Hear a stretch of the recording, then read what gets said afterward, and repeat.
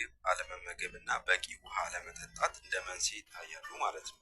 የጀርባ ህመም ወይም የወገብ ህመም ምልክቶቹ የጀርባ ህመም መኖር፣ በተለይ የታችኛው ጀርባ ክፍል፣ የመቀመጫ ህመም መኖር፣ ለመነሳት ወይም ለመራመድ መቸገር፣ የእጅ ወይም የእግር መደንዘዝ እና ማቃጠል ስሜት መኖር፣ የአንገትና ትከሻ ህመም፣ ከከፋም የሽንትና የሰገራ መቆጣጠር አለመቻል እንደ ምልክት ይታያሉ ማለት ነው። ህመሙን ለማስታገስ ወይም ለመከላከል ማድረግ ያለብን ነገሮች በሞቀ ውሃ ወገባችንን መዘፍዘፍ ወይም መታጠብ፣ ከተቻለ ሳሙና እና ስቲም ባዝ መጠቀም ወይም ደግሞ የሞቀ ውሃ ውስጥ ፎጣ በመንከር የሚያመን ቦታ ላይ መያዝ፣ ከመቀመጫ ጀምሮ ወደ ላይ የጀርባ ጡንቻዎቻችንን ማሳጅ ማድረግ፣ በምንተኛበት ጊዜ በጎናችን መተኛት ይመረጣል። ካልተቻለ በትራስ ጉልበታችንን በማጠፍ በጀርባችን መተኛት እንጂ በሆድ አለመተኛት። የምንተኛበት አልጋና ፍራሽ የማይሰምጥና ያልጎረጎደ ጠንከርና ቀጥ ያለ መሆን አለበት። ትራሳችንም በጣም ከፍም ዝቅም ያላለ ለስለስ ያለና ምቹ መሆን አለበት።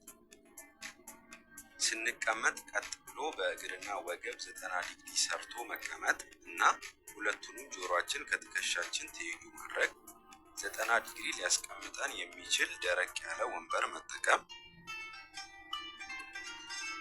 የአካል ብቃት እንቅስቃሴ ማዘውተር፣ በተለይ የኤሮቢክስ እና የሰውነት የማሳሳብ እንቅስቃሴዎችን ማድረግ፣ የሰውነት ክብደትን መቀነስ እና ቁመናን ማስተካከል፣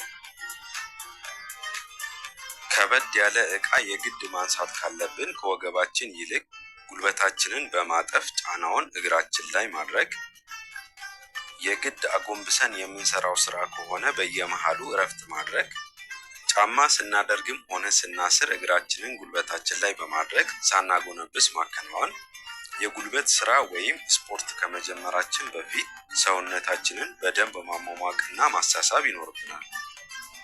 ለረጅም ሰዓት የምንቀመጥ ከሆነ በየአንድ ሰዓቱ ለ1-2 ደቂቃ መነሳትና መንጠራራት እንዲሁም አየር መውሰድ። ወላጆች ልጆችን በተለይ እድሜያቸው ከ10 እስከ 14 ዓመት ላይ የተስተካከለ አቀማመጥና አተኛኘት እንዲለምዱ ማድረግ። ጠዋት ከእንቅልፋችን ስንነሳ ሳንፈናጠር ቀስ ብለን ወደ ጎን በመዞር እግራችንን አስቀድመን ከአልጋ ማውረድ፣ ከዛ በእጃችን ፍራሹን በመደገፍ ከወገባችን ቀና በማለት መነሳት። ለሴቶች ደግሞ የወገብ ህመም ካላቸው ሂል ጫማዎችን አለማድረግ፣ ስንቀመጥ ከኋላ ኪስ ዋሌታችንን ማውጣት፣ ሲጋራ ማጨስ ማቆም እና በቂ ውሃ መጠጣትና የተመጣጠነ ምግብን መመገብ የወገብ ህመምን ይቀንሳል ማለት ነው።